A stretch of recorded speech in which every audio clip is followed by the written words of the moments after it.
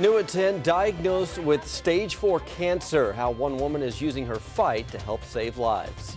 Plus, why a teacher's in hot water tonight after trying to teach children math. I'm Karen Larson. I'm Brian Sanders. You're watching 2 Works for You at 10.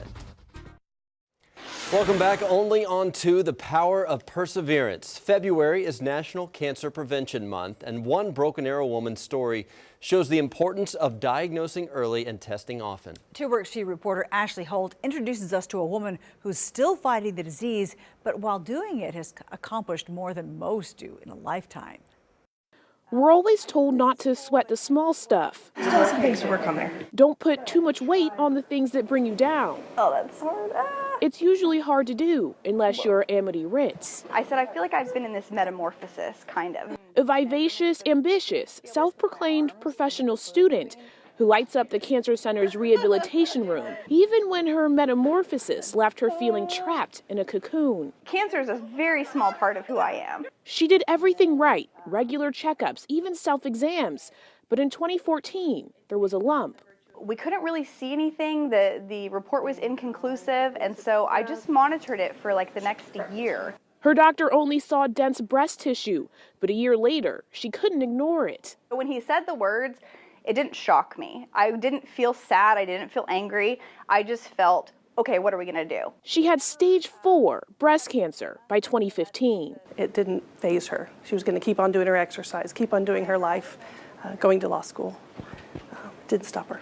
She did her treatments, surgeries, medications, not to mention law school, all with a smile, until reality finally took its toll and her jet black hair. I just sat there and I was like, Jesus loves me, and cried, and I mourned it, and sorry, it's emotional still.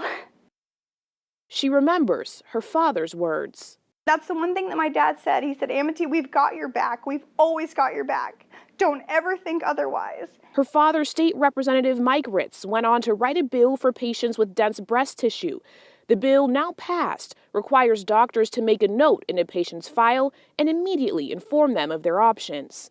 I'm very proud of that bill because there's so many good things that have come out of my diagnosis. Like, I'm so blessed. More than the bill, her diagnosis brought good into the world.